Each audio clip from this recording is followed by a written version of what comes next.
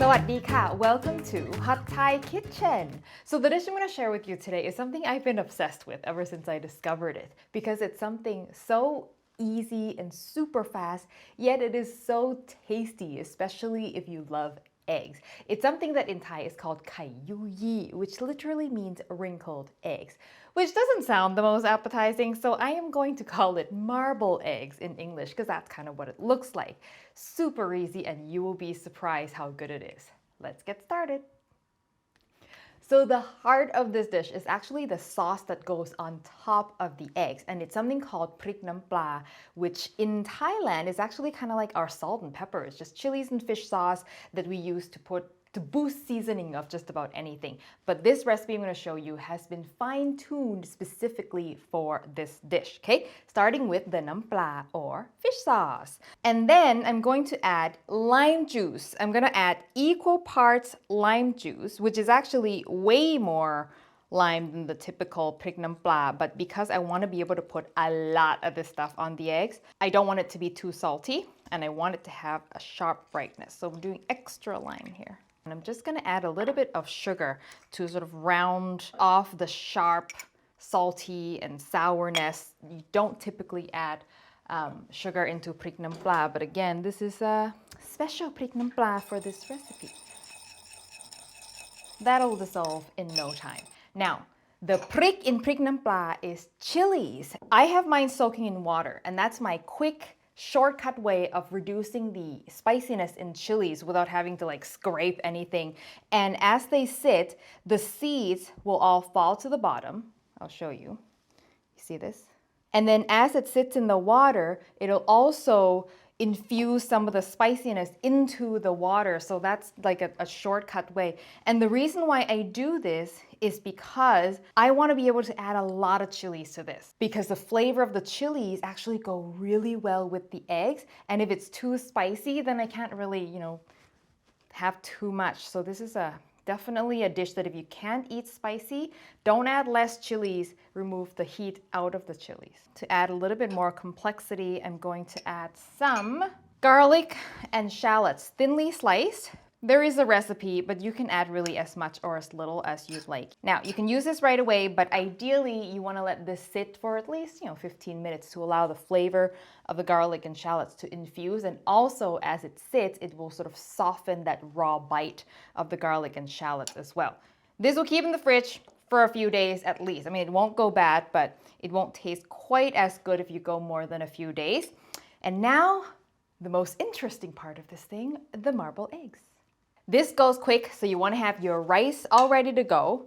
And I am using 3 large eggs in a 10-inch pan. Yes, size does matter because that will determine how thick or thin your eggs are at the end. And I've determined that this is the optimal ratio. I'm going to preheat the pan. Non-stick is a good idea. And I'm going to add a little bit of oil. I'm telling you, this is the hardest part of this whole recipe, is waiting for the pan to heat up. Just gonna check my heat, and I mean, you can drizzle a little bit of egg whites in there. If there's some stuck on the spatula, you can see whether it's bubbling around the spatula where the egg is. Okay, I think that's good. It should be hot, but it doesn't have to be sizzly hot. So in goes 3 eggs. Yeah, that's good. A little bit of slow will actually buy you time to do this important thing. So you want to get this round-ish as much as possible. Break the yolk. And then you just sort of like kia by kia ma, like just drag it around so that you create this marble effect. So in fact, if it's too hot, it'll kind of harden so quick that you won't have time to draw out your design as easily. There we go. And that's it. Stop. If you touch it too much, then it just turns into scrambled eggs and you lose that marbleness. And as it's cooking, if you see any sort of like a lot of egg whites on top, you can make a little hole to allow the runnier part on top to go under. This is great if you like sort of over medium eggs, which is always, when I go get breakfast, I'm always like, I'd like over medium eggs, please. And they never get it right. But this will end up being sort of like not super runny, but not well done.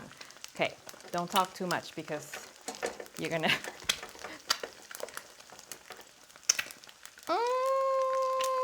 Okay, that's good. I'm done. And then go to the rice. And then I'm just gonna slide all this over the rice. Ready? 1, 2, 3.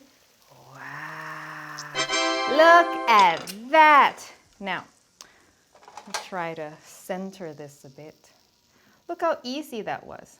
You could do this in an 8-inch pan, but I found that then I don't have these sort of rough edges, which I like the look of that. But if you want sort of thicker eggs, then yeah, an 8-inch pan would be the way to go. Take our sauce and generously just drizzle. I've made this sauce mild enough that you can really go crazy with the sauce. That is it! Look how beautiful that is for something so simple. And now, if you want, I think a side of cucumber slices is a good idea. So I've got some right here ready to go, just because, you know, there's not much freshness in there. So any sort of raw, crunchy vegetables you've got in the fridge, that'll work just fine. Let's give it a taste. I want to make sure you get some chilies in that bite.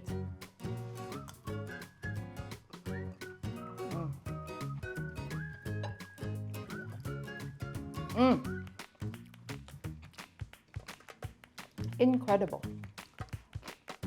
What is mind-boggling about this is how simple this whole thing is, yet how incredibly satisfying it is. The eggs are done just right, and you've got the salty, the sour, and the spicy from the prik nam pla, and so good. Now that sauce, probably good for maybe 4 portions of this. But if you have left over, just put it on anything. Like if you've got like a bowl of plain rice, just drizzle it and it'll be good. This again is like our salt and pepper, super versatile sauce. So the recipe, as always, will be on hotthaikitchen.com. Not that you need a written recipe, it's so easy, but check out the website post. I always include extra tips that I didn't get a chance to include in the video. A special thanks to all of our Patreon supporters who help support the show. If you want to watch my videos ad-free, and with bonus content, check out what Patreon is all about in the link below. Thank you as always for watching, and I will see you next time for your next delicious Thai meal.